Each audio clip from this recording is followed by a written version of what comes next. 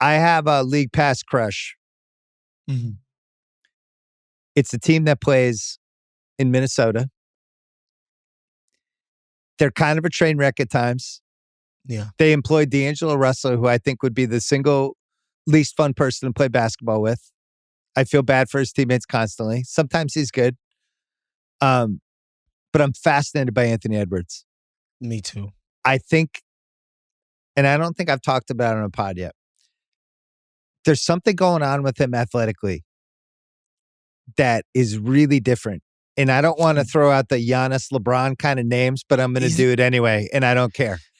There's an athletic swagger to him that is really unusual. And the best way I was talking about it with somebody today. It's like watching in college when the football players come to play with the actual basketball team, and there's the one guy on the football team who's just such a great athlete.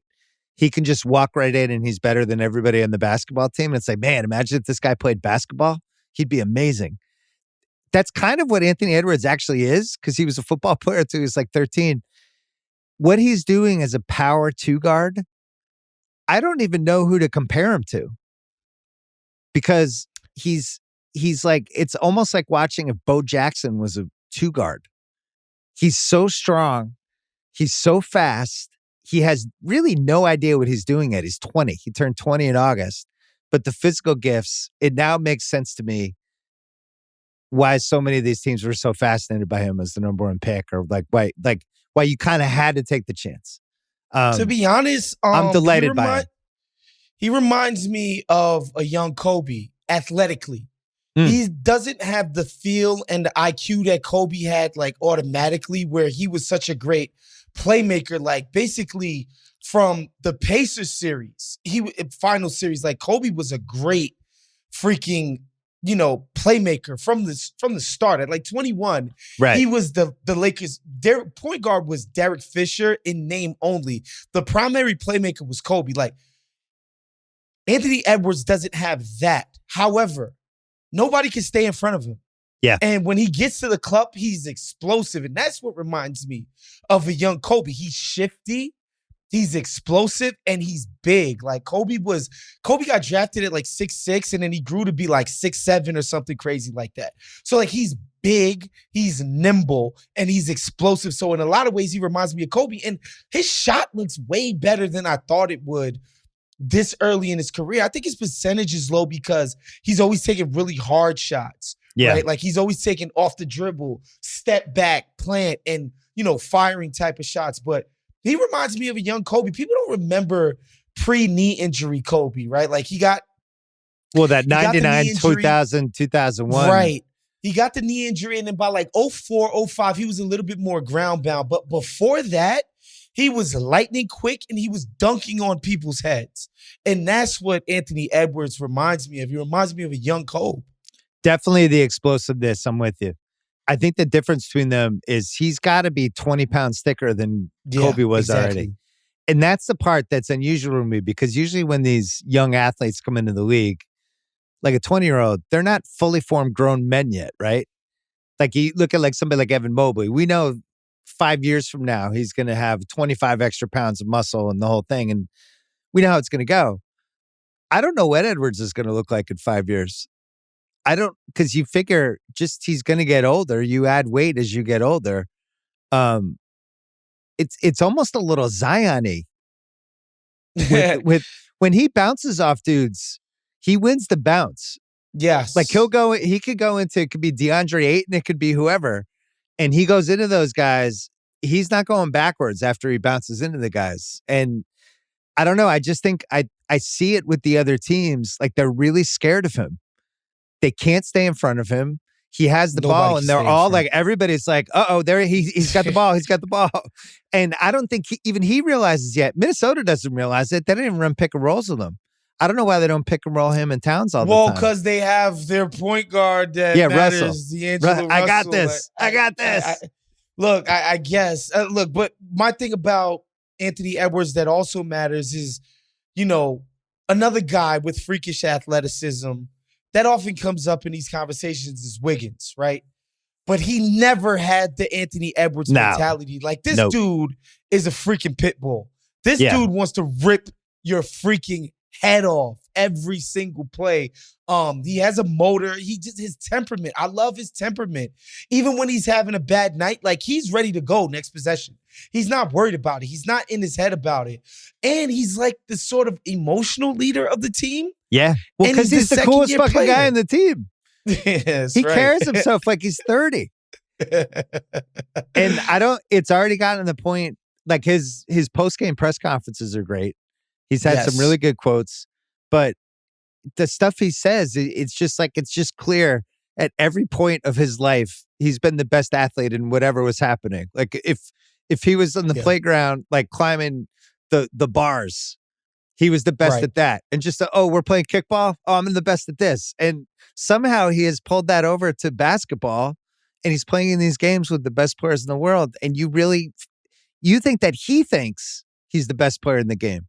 And it could be like, Luka's on the other side. I'm still the best guy. Yeah, nobody can guard me. That's his attitude. I love it. And he's generally right. And, last year, there was a game where I forget who Karl Anthony Towns got into a tussle with. It was like a brouhaha. And they asked Anthony Edwards after the game. He's like, that was nothing. That was just a little tussle. That's nothing. Y'all thought that was something? That's nothing. They got to do that. That's regular. I just love that. And especially next to a guy like Towns, who, let's face it, hasn't exactly been some type of leader. He's not a leader of men. That hasn't been the role that he plays. Jimmy Butler ate his freaking lunch for that very reason, right? And the fact that Anthony Edwards is like, no, I'm going to step up and be the yin to this guy's yang is beautiful to see. And I do share your enthusiasm for this team because I love watching Edwards and Towns work in pick and roll because, again. But they never run it. That sagging to the middle shit, you can't do that with Karl Anthony Towns' jump shot. Like, you have to actually commit to coming up on Edwards. And once you do that, he's going to put the jets on and go by you. It's a dangerous-ass play. I don't know why, they're not running it more. They have to get rid of Russell. They have to get him off the team. All due respect to him. They need him off the team. Because all I care about if I'm a Minnesota fan, if I run Minnesota, if I'm coaching Minnesota, if I own Minnesota, I just care about Towns and Edwards. And that's it. Nobody, and I like Vanderbilt too. I like a couple of their role guys, but ultimately it's those two guys. And anybody who interferes with that in any way, they'll have these games where Russell's like, I got this. I'm going to do my James Harden impersonation. I just want Edwards to get the reps. They're not going to win the title this year. Get the reps, find out if Edwards and Towns can play together. And as you said, like, Towns is not a leader. He's a beta. That's fine. And maybe Edwards is like the perfect guy for him. Maybe this is like the perfect personality combo. You have one guy who, he's a nice guy. You have another guy who in every game thinks he's the best athlete in the world. That's a nice combo. I like it. That's a good start, but they need to fix the other stuff. And it should be said, we should talk about Vanderbilt and McDaniels, what like the energy these guys play with. The way they fly around on the court is cool to watch. And it's like, Minnesota has something, right? Yes. I don't think they've harnessed all of the gifts that are collectively on the roster. I don't think they're playing to the talent level that they possess yet, but they got something, man. They're one of those teams that, like, I could see them in a series if they sneak into the 8th seed against anybody in these possession-by-possession games, like winning one-on-one matchups in games and giving a team a run for their money, just giving their talent level. They got talent. I think they're going to become a thing. I think it's going to become a basketball, internet, Twitter type of thing. But I think Edwards is so kind of captivating to watch. In all of their game, every game they're in is entertaining. Like, I always enjoy, for whatever reason, they're just a good matchup with whoever they play. The games are always fun. The Philly game on Saturday night was one of the most fun games I've watched all year. And I think Edwards is going to become a thing. Now, how he handles that will be interesting. Sure. I think it'll bounce right off him because I think his attitude would be, Of course I'm Yeah, I a know. thing. I'm the best Yes, player in the I know. league. Yeah, I know. I'm glad I know. you guys have I'm finally great. figured it out.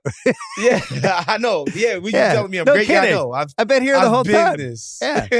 And you know another cool thing, Bill, when you watch their home games, the crowd every time he does anything is like, Yeah. they're waiting for something incredible to happen every time, whether it's a crazy step back or he's barreling to the rim. Like the crowd is so like captivated by what this dude is doing with the rock. It's impressive, man. You know who was like this actually going way back was young Sprewell. Pre-choking PJ Sprewell, the guy who made first team All-NBA when he was like 23.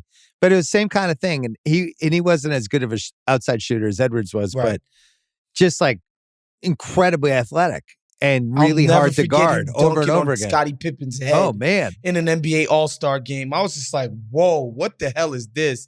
Like, you never really got Golden State Warriors games in New York. Like, obviously, every Sunday we had to watch the Bulls play.